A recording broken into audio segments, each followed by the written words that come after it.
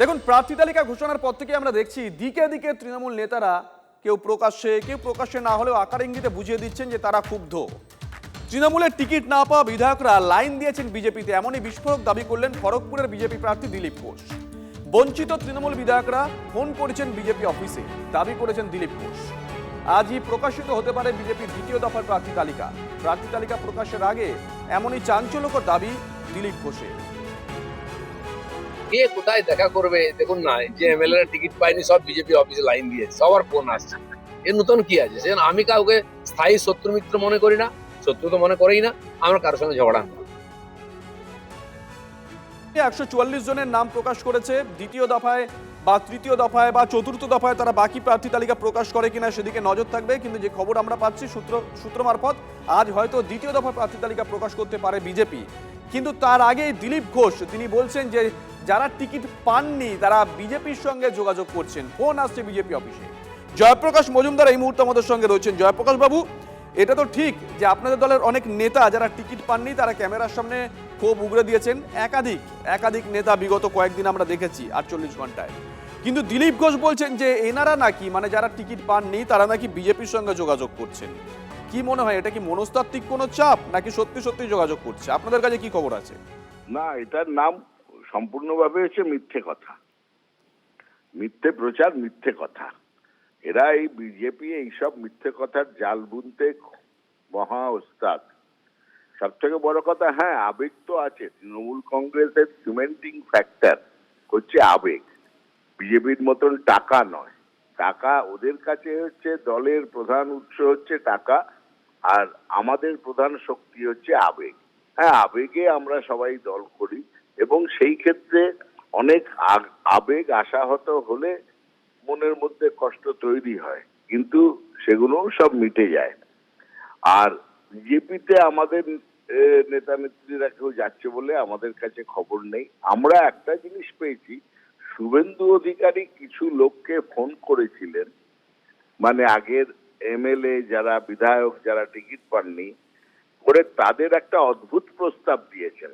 এটাও আমি কিন্তু আপনাদের মাধ্যমে জানাচ্ছি, দিলীপ ঘোষকে জিজ্ঞেস করবেন বলুন। যে ভয় পাবেন না, আমরা ক্ষমতায় এসে বিধান পরিষদ তৈরি করব, চালু করব। বিধান পরিষদ দীর্ঘদিন হলো বাংলা থেকে অবলুপ্ত হয়ে গেছে। সেই বিধান পরিষদ চালু করে আপনাদের সকলকে সুযোগ করে দেব, আপনারা আমাদের দলে এসে এখন আমাদের দলের কাজ করুন।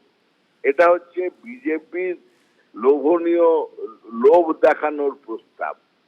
একটা কথা শুধু বিজেপি ভুলে যাচ্ছে, বিধান পরিষদ সম্ভব নয়, আজকেকার আইন কানুনে করা সম্ভব নয়। এইটা কিন্তু মিথ্যে, সেটাও আবার মিথ্যে প্রতিশ্রুতি। বুঝতে পেরেছি, ধন্যবাদ জয়প্রকাশ বাবু।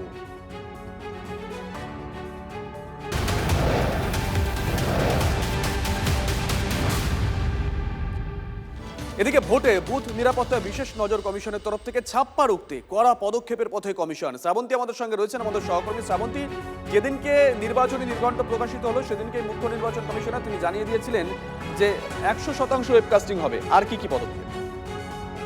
দেখো, রাজ্যে প্রায় 80,719টি বুথ রয়েছে, যেখানে কমিশন ইতিমধ্যেই যেটা করে নিয়েছে, তাদের প্রাথমিকভাবে হিসেব রয়েছে প্রায় 11,300-এর উপরে বুথ রয়েছে, সেটা স্পর্শকাতর বা ক্রিটিক্যাল বলা যেতে পারে। কিভাবে ক্রিটিক্যাল? তার কারণ এখানে এর আগের যে নির্বাচনগুলি হয়েছিল সেখানে হয় অশান্তি হয়েছিল, না হলে গন্ডগোল হয়েছিল, অথবা এই ধরনের রিগিং এর অভিযোগ উঠে এসেছিল। যদিও কমিশনের বক্তব্য এটা প্রাথমিক হিসেব, এরপরে জেলা ওয়াইজ এই সংখ্যাটা আরো বাড়বে। ফলে এই সমস্ত বুথে যেমন ভাবে ওয়েবকাস্টিং তো সমস্ত বুথেই হচ্ছে, কিন্তু এই বুথের নিরাপত্তা থেকে আরম্ভ করে অন্যান্য যে নকশা সেগুলো অনেকটা বদলে যাবে। একই সঙ্গে যে সমস্ত মাইক্রো অবজারভাররা রয়েছেন তারা এই বুথগুলোর দায়িত্ব একেবারে কমিশন থেকে সরাসরি নজরদারি করবেন। শুভজিৎ, ধন্যবাদ।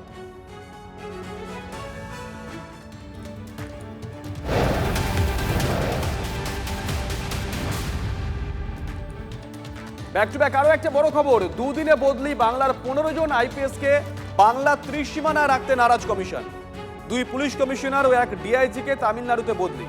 বিধাননগরের সিপি মুরলীধর শর্মা, ব্যারাকপুরের সিপি প্রবীণ ত্রিপাঠী যাচ্ছেন তামিলনাড়ু। বর্ধমান রেঞ্জের ডিআইজি অলোক রাজোরিয়াকেও বদলি করা হচ্ছে তামিলনাড়ুতে। বাকি অফিসারদেরও বদলির সিদ্ধান্ত ভোটের অন্য রাজ্যে।